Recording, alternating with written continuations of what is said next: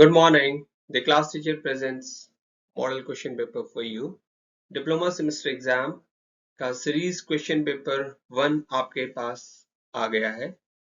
Paper code है इसका 992001। ये जो है English and communication skills second का क्वेश्चन पेपर है, जिसको ECS2 के नाम से भी हम बोलते हैं। इसमें टोटल टाइम है आपका 2.5 आवर्स और मैक्सिमम मार्क्स आप इसमें ऑब्टेन कर सकते हैं 50, और ये as per UBTR latest syllabus frame किया गया है। क्वेश्चन पेपर जो है 3 सेक्शन में डिवाइड है, सेक्शन ए, सेक्शन बी और सेक्शन सी। इसमें आपको 10 क्वेश्चंस करने होते हैं सेक्शन ए में, एंड सारे करेक्ट आंसर्स के लिए आपको 10 मार्क्स स्कोर किए जा सकते हैं, क्योंकि एवरी क्वेश्चन कैरीज 1 मार्क। और इसके बाद है आपका सेक्शन बी, इसमें आपको करने होते हैं 5 क्वेश्चंस, और and for every correct answer you get 3 marks and maximum you can score in it is 15 marks. और सेक्शन सी में भी आपको 5 क्वेश्चंस करने होते हैं, और हर एक क्वेश्चन का आंसर करेक्ट लिखने पे आपको 5 मार्क्स मैक्सिमम स्कोर होते हैं, और आप टोटल इसमें स्कोर करते हैं 25। तो इस प्रकार से ये क्वेश्चन पेपर है आपका 50 मार्क्स का।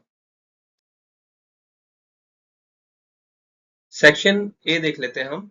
इसमें हमें सबसे पहले देखना है, क्वेश्चन है कि हमारा fill in the blanks with suitable words. Suitable word के साथ हमें fill in the blanks fill करने हैं, ब्लैंक्स फिल करने हैं।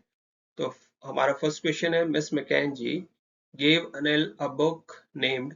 हमें यहाँ पर उस किताब का नाम लिखना है जो मिस मैकेंजी ने अनिल को दी थी। सेकंड क्वेश्चन कहता है हमारा, miss Mackenzie had no relatives in dash. Miss Mackenzie के कोई रिश्तेदार नहीं थे, कहाँ, किस जगह पे नहीं थे, किस देश में नहीं थे, यहाँ पे ये पूछा गया है। यहाँ पे हम देख रहे हैं question 3, the astrologer had stabbed dash in his village. Astrologer ने स्टैब्ड मतलब चाकू मार दिया था किसी को, इन हिज विलेज अपने गांव में, तो उसका नाम यहाँ पे लिखना है। फोर्थ है, I never dash nor no man ever loved. यहाँ पे ये पोएम की लाइन है, आपको इस पोएम में से देखना पड़ेगा, विलियम शेक्सपियर द्वारा लिखी गई पोएम है। फिफ्थ क्वेश्चन है आपका, it is the dash to every wandering bark. हर एक तैरती हुई नाव या जो इधर उधर घूम रही है नाव, उस नाव के लिए मतलब ये है, क्या है वो, ये भी पोएम की लाइन है, आपको ये इसी पोएम में मिलेगा। Let me not to the marriage of true minds की पोएम जो है विलियम शेक्सपियर की, उसमें। इसके बाद सिक्स्थ क्वेश्चन है आपका, sonnet is a poem of dash line. Sonnet poem होती है, इसमें कुछ लाइन फिक्स होती हैं, वो लाइन कितनी होती हैं वो आपको यहाँ पे लिखना है। Question seventh, the astrologer's wife wanted to buy some dash and coconut. Astrologer की वाइफ कुछ खरीदना चाहती थी, उसमें एक तो कोकोनट था और दूसरा कुछ और था, उसका नाम आपको यहाँ पे बताना है। Dash compose the poem ode to a nightingale. यहाँ पे आपको पोइट का नाम लिखना है जिसने इस पोएम को लिखा है, पोएम का नाम है ode to a nightingale. Ninth है, singest of dash in full throated ease. ये जो है ये भी पोएम की लाइन है, आपको ये पोएम एक बार आप सारी पोएम्स पढ़ लें, जिससे कुछ मतलब इंपॉर्टेंट लाइंस होती हैं, उनमें कुछ वर्ड्स होते हैं, ये भी फिल इन द ब्लैंक्स में आपके आते हैं, आप इसको तैयार करें। टेंथ है, dash pass and still thou powerest and still there is room to fill। ये भी रविन्द्रनाथ टैगोर की जो पोएम है आपके कोर्स में, वहां से लिया गया है। यहाँ पे भी एक वर्ड आना है, वो वर्ड क्या है वो आपको पता होना चाहिए। 11th है आपका, thou hast made me endless such as thy dash। यहाँ पे ये भी पोएम है, और आपको इस पोएम में इस लाइन का मीनिंग, यहाँ पे क्या वर्ड आना है वो आपको पता होना चाहिए। ये फर्स्ट लाइन है तो आपको याद होनी चाहिए, शायद याद सबको होगी। एंड 12th है, memorandum is a singular of. Memorandum जो शब्द है वो सिंगुलर है, एक वचन में है, इसका किसका एक वचन है ये, यानी कि यहाँ पे प्लूरल लिखना है आपको, इसका ये बहुवचन इसका यहाँ पे लिखा जाएगा। आगे देखते हैं इसको। अब आता है हमारा सेक्शन बी, यानी कि सेक्शन ए में आपके 12 क्वेश्चन आए हैं, जिसमें से आपको 10 क्वेश्चन करने थे। अब हम सेक्शन बी को देख रहे हैं। सेक्शन बी का पहला क्वेश्चन है, 13th क्वेश्चन जो है, how can barriers to communication be removed. जो बैरियर्स आते हैं कम्युनिकेशन में, जो जो रुकावटें कम्युनिकेशन में आती हैं, उनको कैसे हम रिमूव कर सकते हैं, कैसे हम हटा सकते हैं, इसके लिए आपको यहाँ पे आंसर लिखना है। आंसर बहुत लंबा नहीं लिखा जाएगा, शॉर्ट आंसर्स होते हैं इसमें। तो 3 मार्क्स के हैं, तो आपको कम से कम 50 वर्ड्स में आपको ये आंसर तैयार करना चाहिए।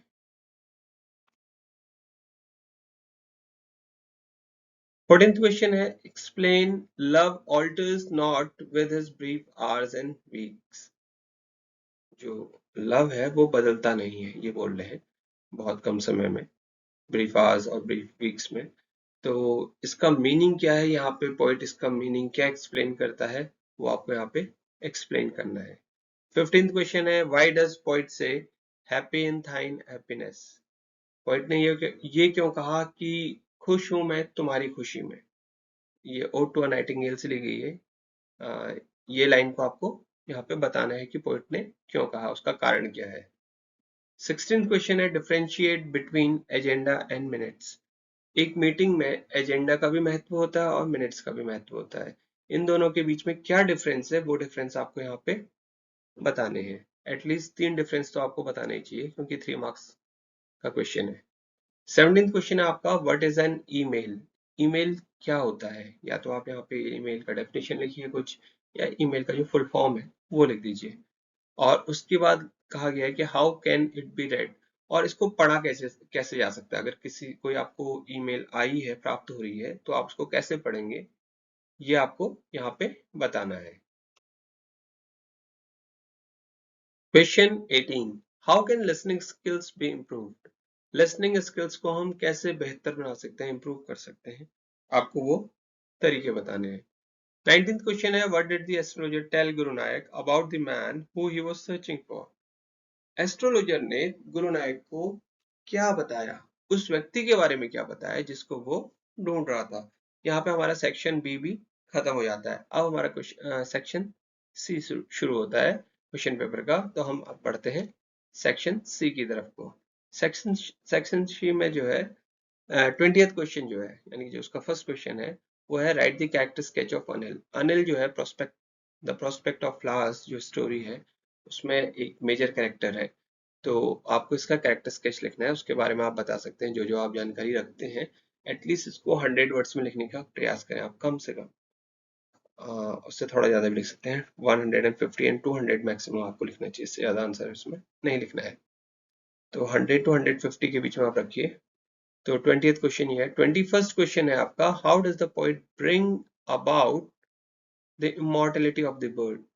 ये जो बर्ड है, ओड टू अ नाइटिंगेल से ये टॉपिक लिया गया है, इमॉर्टलिटी ऑफ बर्ड के बारे में बात किया गया है।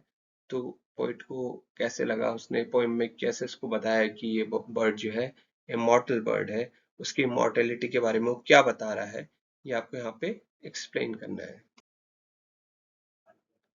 सेक्शन सी में हम देखते हैं 22nd question, write the summary of the poem thou hast made me endless. आपको इस पोएम की समरी लिखनी है, बहुत छोटी सी पोएम है रविन्द्रनाथ टैगोर की, और एक गीतांजलि की फर्स्ट पोएम भी है, इसको सॉन्ग 1 के नाम से भी जाना जाता है।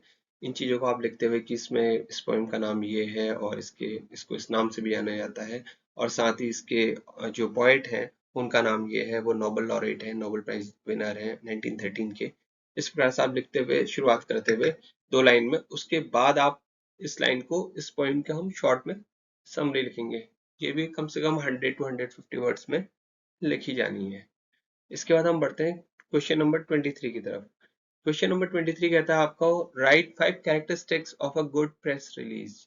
एक प्रेस रिलीज आपको निकालनी अगर पड़ती है, एक अच्छी प्रेस रिलीज के लिए उसमें कौन सी 5 कैरेक्टरिस्टिक्स होनी चाहिए, ये आपको यहाँ पे नोट डाउन करनी है, यानी कि आंसर देना है इसमें। 24th है आपका, write a short note on different types of barriers to communication. हम बैरियर्स टू कम्युनिकेशन बार बार पढ़ते भी हैं, हम जानते भी हैं कि हम कभी किसी से बातचीत कर रहे हैं, इस प्रकार की जब वार्ताएं होती हैं तो उनके बीच में कुछ दिक्कतें आती हैं, जिनके कारण वो बातें हमारी एक दूसरे तक सही से पहुंच नहीं पाती हैं, और क्या क्या दिक्कतें आती हैं, इनके ऊपर आपको एक शॉर्ट नोट लिखना है। तो मैं ये चाहूंगा आपसे कि आप different types of barriers to communication पहले आप बता दीजिए कि 4 या 5 प्रकार के आप बता दीजिए, फिर उनको थोड़ा सा कम से कम 2-2 3-3 लाइन में भी अगर आप डिफाइन कर देते हैं तो आपका आंसर कंप्लीट हो जाएगा। बहुत ज्यादा लंबा आंसर आपको इसमें नहीं लिखना पड़ेगा। 25th क्वेश्चन है आपका, प्रिपेयर रेज्यूमे फॉर सोनू। कोई बच्चा है, उसका नाम है Sonu, who wants to apply for the post of junior engineer. तो वो बच्चा जूनियर इंजीनियर की पोस्ट के लिए अप्लाई करना चाहता है, तो आपको एक उसके लिए रेज्यूमे प्रिपेयर करना है। तो यानी कि सोनू के नाम से, मतलब उसका जो नाम है आप वो सोनू देंगे, और फिर उसके बारे में आप एक बायोडाटा बनाएंगे या एक रेज्यूमे तैयार करेंगे। वो आपको यहाँ पे प्रिपेयर करके देना है कि रेज्यूमे का फॉर्मेट क्या होता है, उसको कैसे बनाया जाता है, और कितना बेहतर आप बना सकते हैं। एक बायोडाटा आप अपना कैसे तैयार करेंगे वो आप देख लीजिए, और उसको आप यहाँ पे प्रिपेयर करिए। सेक्शन सी का जो है 26 क्वेश्चन है ये, और ये लास्ट क्वेश्चन है क्वेश्चन पेपर का, और सेक्शन सी का भी ये लास्ट क्वेश्चन है। इसमें लिखा है read the passage given below. नीचे आपको एक पैसेज दिया जा रहा है जिसको आपको पढ़ना है, and answer the questions that follows. इसमें इसके बाद आपको क्वेश्चंस दिए जाएंगे, उनके आंसर्स भी आपको देने हैं। तो ये पैसेज है, इस पैसेज को हम पढ़ लेंगे। इस पैसेज को जब हम पढ़ेंगे तो हम ये देखेंगे कि इस पैसेज में हम देखते हैं कि ये पैसेज यहाँ तक लिखा गया है। इस पैसेज को ध्यान से पढ़ने पे हमें पता लगता है कि जो हमें क्वेश्चन के आगे आंसर देने हैं वो सब इसी के बेस पे होते हैं। तो हम इसके क्वेश्चन आंसर्स को कैसे कहेंगे, जैसे हम पहला क्वेश्चन देख रहे हैं, once the law in Delhi did not permit the people to dash. Dash में आपको आंसर लिखना है कि एक समय में जो लॉ था दिल्ली में, यानी कि जो कानून था, वो परमिट नहीं करता था लोगों को। किस चीज के लिए परमिट नहीं करता था, वो आपको उस पैसेज को पढ़ के, जो हमने अभी तक पैसेज देखा पीछे, उस पैसेज को पढ़ के हमें वो आंसर देने होंगे। तो ऐसे इसमें सेकंड क्वेश्चन भी दिया है, क्वेश्चन 3 भी दिया है आप लोग की नॉलेज के लिए। आप मतलब इसको एक प्रिपेयर करिए कि आप कैसे पैसेज को पढ़ते हैं, आप इसमें कैसे आंसर निकाल पाते हैं। इसके बाद इसमें आप देखेंगे फोर्थ क्वेश्चन ये पूछ रहा है कि right one of the following correctly express, right, which one of the following correctly expresses the meaning of wishing to evade the law। तो यहाँ पे आपको देखिए ऑप्शंस भी दिए हुए हैं, 1 2 3 4 ऑप्शन दिए हैं। आपको इन 4 ऑप्शंस में से जो आपको सही लगे आप उसको आंसर के रूप में तैयार कर सकते हैं। इसके सिवा इसमें एक फिफ्थ क्वेश्चन और है, तो इसमें जनरली 55 क्वेश्चन होते हैं। Why did the pickpocket exclaim with pain। तो यहाँ पे आपका क्वेश्चन पेपर क्या होता है, एंड अप हो जाता है। तो ये क्वेश्चन पेपर आप सॉल्व करके देखिए, फिर आपको इसका रिप्लाई भी हम जल्दी ही प्रयास करेंगे कि आपको उपलब्ध करा दिया जाए। इसको सॉल्व करके आपके लिए रखेंगे, और उम्मीद है कि जिन बच्चों ने तैयारी कर ली है या शुरू कर दी है, उन्हें ये क्वेश्चन पेपर समझ में आएगा और वो काफी कुछ कर पाएंगे। देखते हैं कितना आप स्कोर करते हैं। इसको फटाफट आप इसको सॉल्व करना शुरू कर दीजिए। तो हम भी इसके लिए आपके लिए क्या कहते हैं, इसकी आंसर शीट तैयार करते हैं, और आप भी इसके आंसर्स अपने स्तर पे आपको क्या समझ में आया, अभी तक आपने जो पढ़ाई की है उसके हिसाब से आंसर तैयार कीजिए, अपने आंसर शीट तैयार कीजिए। हम भी आपके लिए आंसर शीट तैयार करेंगे। And thank you for watching the video on the class teacher.